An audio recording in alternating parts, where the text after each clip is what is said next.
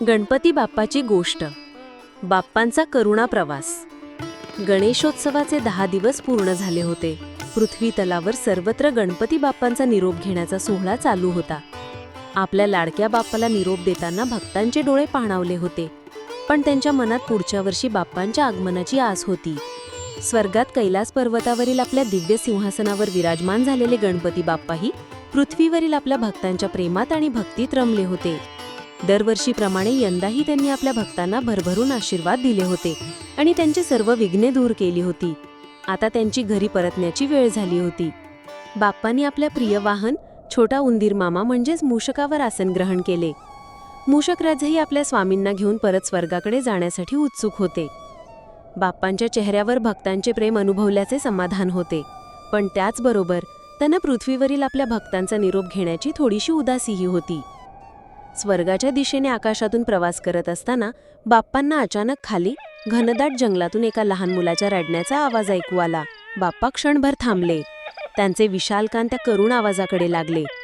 बाप्पाने लगेच ओळखले की कोणीतरी संकटात आहे आणि मदतीसाठी हाक मारत आहे. बाप्पांनी आपल्या मूषकाला खाली उतरण्याचा आदेश दिला. मूषकराज वेगाने खाली उतरले आणि एका मोठ्या झाडाखाली थांबले. तिथे त्यांना एक लहान मुलगी दिसली. तिचे वय साधारण 7-8 वर्षांचे असेल. तिचे कपडे थोडे फाटलेले होते आणि ती थंडीने कुडकुडत होती. तिचे डोळे अश्रूंनी भरले होते आणि ती खूप घाबरलेली दिसत होती. बाप्पांना पाहून ती मुलगी सुरुवातीला थोडी घाबरली, पण बाप्पांच्या प्रेमळ आवाजाने तिला धीर आला.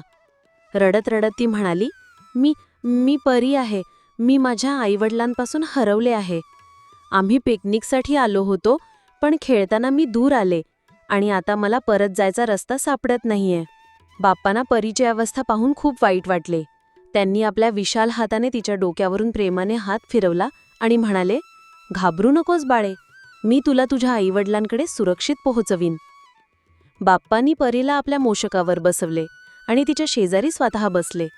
मूषकराजही आनंदाने मान डोलावली, जणू त्यालाही या मदतकार्यात सहभागी व्हायचे होते. आता बाप्पा आणि परी दोघेही आकाशातून परीच्या घराच्या दिशेने निघाले. आकाशातून जात असताना बाप्पाने आपल्या दिव्य दृष्टीने परीचे गाव शोधले. त्यांना दिसले की परीचे आईवडील तिला शोधत खूप काळजीत आहेत. ते दोघेही घराबाहेर उभे राहून परीला इकडे तिकडे शोधत होते आणि रडत होते. त्यांच्या डोळ्यातले अश्रू बाप्पांनी पाहिले आणि त्यांचे मन कळवळले. बाप्पांनी परीला तिच्या घरासमोर सुरक्षितपणे उतरवले. परीने बाप्पांचे आभार मानले आणि धावत जाऊन आपल्या आईवडिलांना मिठी मारली. आपल्या मुलीला पुन्हा पाहून तिचे आईवडिलांना खूप आनंद झाला, पण समोर गणपती बाप्पांना पाहून त्यांना आश्चर्याचा धक्का बसला. त्यांच्या डोळ्यातून आनंद अश्रू वाहू लागले. परीचे वडील हात जोडून बाप्पांना म्हणाले, गणपती बाप्पा, तुम्ही आमच्या मुलीला परत आणलेत. तुम्ही आमच्यासाठी देवदूत बनून आलात.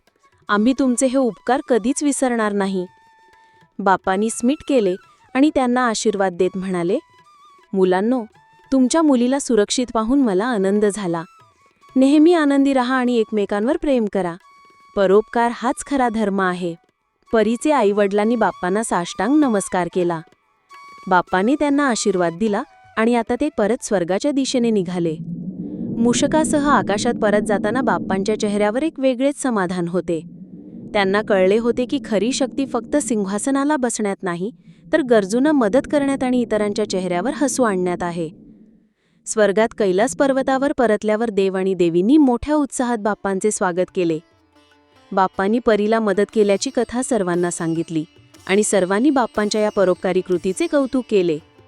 गणपती बाप्पांनी जगाला दाखवून दिले की परोपकार हाच खरा धर्म आहे आणि या जगातील सर्वात मोठे सुख इतरांच्या चेहऱ्यावर हसू आणण्यात आहे. गणपती बाप्पा मोरया. पुढच्या वर्षी लवकर या.